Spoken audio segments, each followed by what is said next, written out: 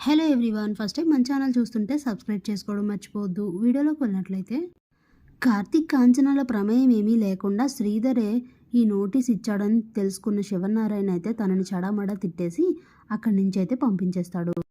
ఇంతలో ఇంటికి వెళ్ళిన తర్వాత కాంచన కూడా ఈ విషయం తెలుసుకొని బాగా కోపడుతుంది. అసలు నన్ను నా కుటుంబాన్ని ప్రశాంతంగా ఉండనివ్వడం లేదు మనిషి, ఏం చెయ్యాలి, ఒకసారి ఫోన్ చేయి కార్తీక్, నేను మాట్లాడతాను అని చెప్తే, అమ్మ అక్కడ నువ్వు ఫోన్ మాట్లాడడం కన్నా కూడా చాలా దారుణంగా జరిగింది, ఇంకా అక్కడ కొట్టడం ఒకటే తక్కువ, తాత అయితే చాలా ఆర్గ్యూ చేశాడు, ఇంక ఈ విషయాన్ని ఇక్కడితో వదిలే అని చెప్పి కార్తీక్ అయితే కామ్ చేసేస్తాడు. ఇంతలో తర్వాత రోజు ఉదయం శివనారాయణ అయితే ఒక గురువు గారిని ఇంటికైతే పిలిపిస్తారు. ఇంతలో హాల్లో కాఫీ తీసుకొచ్చి గురువుగారి కోసం అక్కడ పెట్టి దీప వెళ్ళిపోతూ ఉంటే అప్పుడే కార్తీక్ దీపతో చెప్తాడు, ఇక్కడే ఉండు అని. అంటే ఏమైంది అని అడుగుతుంది. ఈ గురువు గారు చాలా పవర్ఫుల్, ఉన్నది ఉన్నట్టుగా కరెక్ట్గా చెప్తారు, చెయ్యి చూసి మోహన్ చూసి చెప్పేస్తారు. అందరి జాతకాలు చెప్పడం అయిపోయింది, ఇంకా లాస్ట్లో జ్యోత్స్న దగ్గరే ఆగిపోయారు. జ్యోత్స్న జాతకం ఎలా ఉందో ఏంటో చూస్తున్నారు, నిజం ఏంటో ఇప్పుడు ఆయన ఏం చెప్తారో తెలియాలి కదా మనకు కూడా, ఇక్కడే ఉండని చెప్తే దీప అవుతుంది.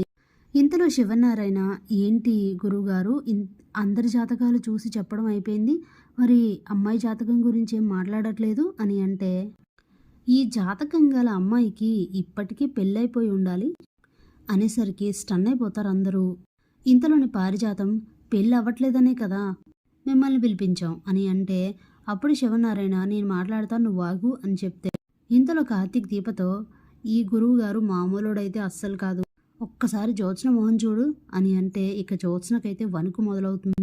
ఏంటిదంతా అని ఆలోచిస్తూ ఉంటుంది. ఇంతలో సుమిత్ర, అదేంటండి అలా అంటున్నారు అని అంటే, అవునమ్మా, మీరు రాయించిన గడియలు తిథి అంతా కరెక్ట్గా రాసుంటే ఆ జాతకానికి ఈ అమ్మాయికి మ్యాచ్ అవ్వట్లేదు, తనకి ఇప్పటికే పెళ్ళైపోయి ఉండాలి అని అంటే, ఇక అందరూ షాక్ అయి ఒకరినొకరు చూసుకుంటూ ఉంటారు. ఇదేంటి ఇలా మాట్లాడుతున్నారు అనుకొని షాక్ అయిపోతాడు శివనారాయణ కూడా. మరొకసారి చూసి చెప్పండి అని శివనారాయణ అడిగితే, ఒక్కసారి కాదు 100 సార్లు చూసినా కూడా ఇదే వస్తుంది, ఇక వాస్తవం ఏంటో మీరే తెలుసుకోవాలి, మీ అందరి జాతకాలు చెప్పాను, కరెక్ట్గానే చెప్పాను కదా, మీ జీవితాల్లో జరిగిందే కదా నేను చెప్పింది, కాబట్టి ఇది కూడా నేను చెప్పిందే కరెక్ట్, వాస్తవం ఏదో మీరే గ్రహించాలి, ఏం జరిగిందనేది మీకే తెలియాలి, తెలుసుకునే ప్రయత్నం చేయండి అని అయితే చెప్పేసి అక్కడి నుంచి వెళ్ళిపోతాడు.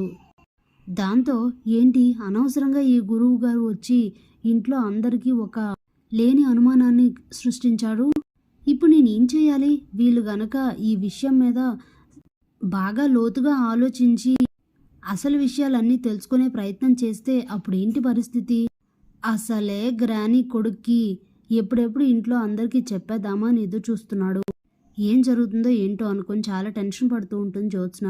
ఇక గురువుగారి మాట విన్న కుటుంబం అంతా కూడా సందిగ్ధంలో ఉండిపోయి ఏమీ మాట్లాడలేకపోతారు. ఇక అక్కడి నుంచి వెళ్ళిపోయిన కార్తీక్ దీప మాత్రం చాలా సంతోషిస్తారు. ఆయన చాలా కరెక్ట్గా చెప్పారు కదా బావా అని అంటే, అవును, ఈ గురువుగారు మామూలు వాళ్ళేం కాదు, మన పని కొంచెం ఈజీ అయిందని చెప్పాలి మరదలా అని అంటే, అదేంటి అనేసరికి ఇంట్లో అందరికీ ఆయన చెప్పిన మాటలు విన్నాక ఒక అనుమానం మొదలైంది. ఇప్పుడు ఎంతో కొంత ఆ విషయాన్ని కొంచెం నెమ్మదిగా వాళ్ళకి అనుమానం ఎక్కువయ్యేలా చేస్తే అన్ని విషయాలు వాటంతట అవే బయటకు వస్తాయి అని చెప్తాడు కార్తీక్. Thanks for watching.